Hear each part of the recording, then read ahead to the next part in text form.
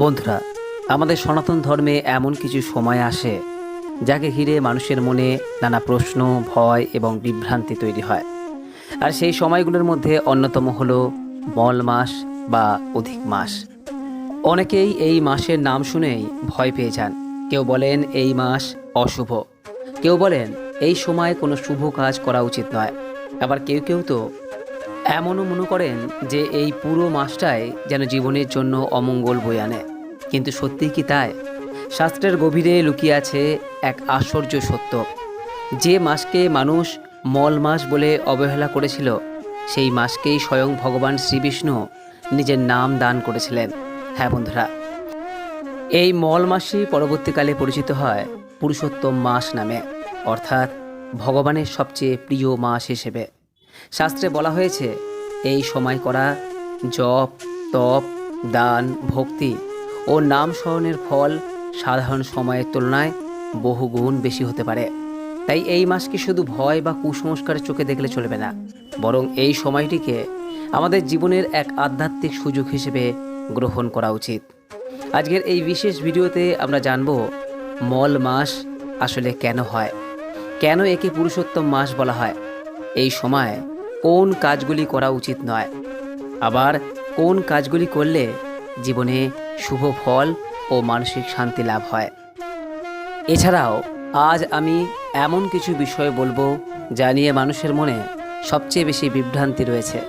যেমন এই সময় কি ঠাকুর পূজা করা যায়, নতুন জিনিস কি কেনা যায়, জন্মদিন পালন করা উচিত কিনা, এবং কেন এই মাস প্রতি 3 বছর অন্তর ফিরে আসে।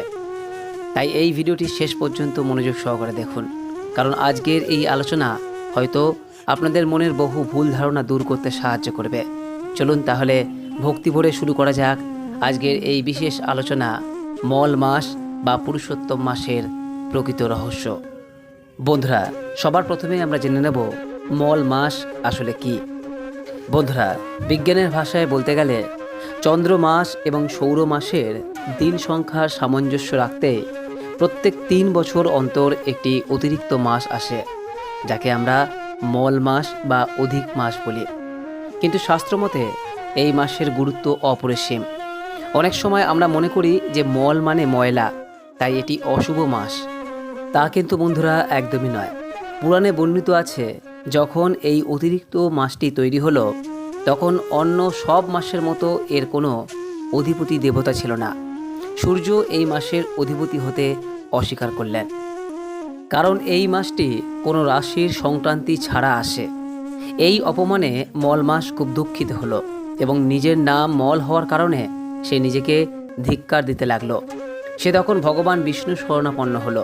ভগবান বিষ্ণু তার ভক্তি ব্যাকুলতা দেখে তাকে আশীর্বাদ করলেন। তিনি বললেন, আজ থেকে তুমি অশুভ নও, আজ থেকে আমি তোমার নিজের নাম দিলাম, তুমি হলে পুরুষোত্তম মাস। অন্য সমস্ত মাসের চেয়ে তোমারও গুরুত্ব হবে সব থেকে বেশি। যারা এই মল মাসে আমার নাম জপ করবে, তাদের ফল হবে সাধারণ সময়ের চেয়ে শতগুণ বেশি। তাই বন্ধুরা, মল মাস মানে অশুভ, এই চিন্তাটি আপনাদের মাথা থেকে সম্পূর্ণ সরিয়ে ফেলতে হবে। এটি আসলে ভগবানের আরাধনা করার জন্য একটি অন্যতম শুভ মাস। এবার আসি সেই অংশে যা আপনারা সব থেকে বেশি জানতে চান, কোন কাজগুলি শাস্ত্রমতে এই মাসে নিষিদ্ধ। কারণ এবছর 1433 বঙ্গাব্দ 2026 সালে এই মল মাস জ্যৈষ্ঠ মাসে সম্পন্ন হচ্ছে।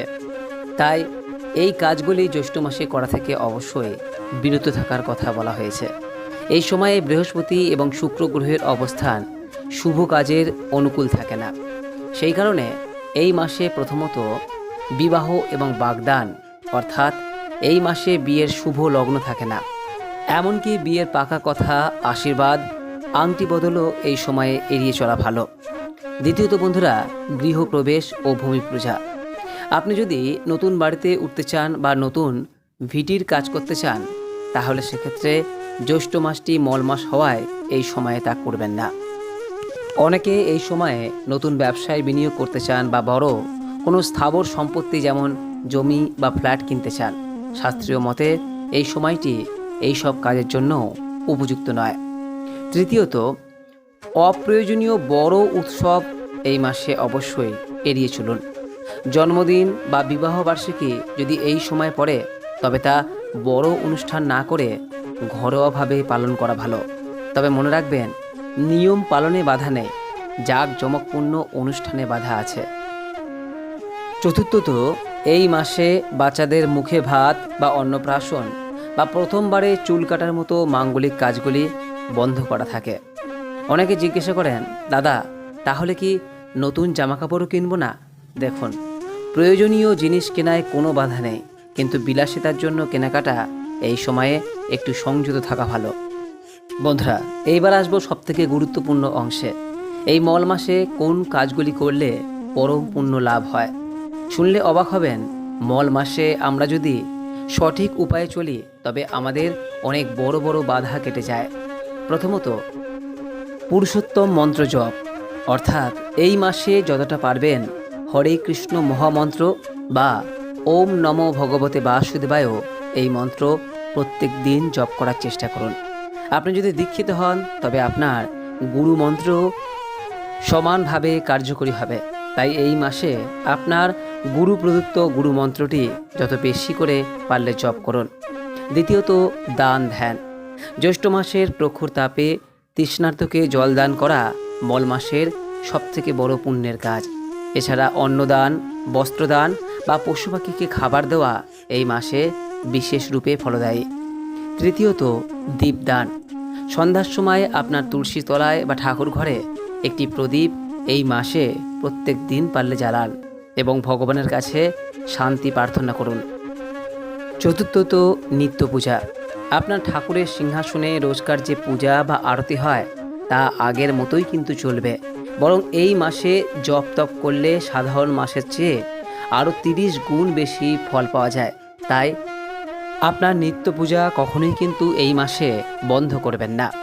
এবং পঞ্চমত, যেহেতু এটি পুরুষোত্তম মাস, তাই নিজের ভুল ত্রুটির জন্য ভগবানের কাছে ক্ষমা চাওয়ার জন্য এটি শ্রেষ্ঠ সময়।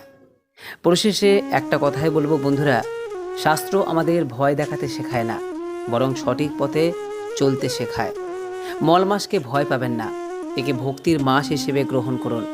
আপনার মনে যদি আরও কোনো প্রশ্ন থাকে, যেমন জন্মদিন পালন বা বিশেষ কোনো পূজা নিয়ে, নিচে কমেন্ট বক্সে অবশ্যই জানান। আমি চেষ্টা করব আপনাদের প্রতিটি কমেন্টের উত্তর দিতে। আর আপনারা আগের ভিডিওতে অনেকেই জিজ্ঞাসা করেছিলেন মল মাসে চুল নখ কাটা যাবে কিনা। এ প্রসঙ্গে আপনাদের জানাই যে শাস্ত্রে এই বিষয়ে বিশেষ নিষেধ নেই, তবে খুব গুরুত্বপূর্ণ না হলে নতুন সাজগোজ সংযম করাই উত্তম। সবশেষে বলি, ঈশ্বর ভক্তি বা নাম গানে কোনো নিষিদ্ধ সময় নেই। মল মাসকে ভয় না পেয়ে একে ভগবানের মাস হিসেবে গ্রহণ করুন। আজকের আলোচনাটি আপনাদের কেমন লাগলো এবং আপনাদের মনে আর কি কি প্রশ্ন আছে তা কমেন্টে অবশ্যই জানান। আর আমাদের এই পরিবারে যদি আপনি নতুন সদস্য হয়ে থাকেন তবে সাবস্ক্রাইব করে পাশে থাকতে ভুলবেন না। আজকের মতো বিদায় নিচ্ছি। সকলে ভালো থাকুন, সুস্থ থাকুন। নমস্কার, ধন্যবাদ। ঈশ্বর আপনার মঙ্গল করুক। জয় শ্রীকৃষ্ণ। রাধে রাধে।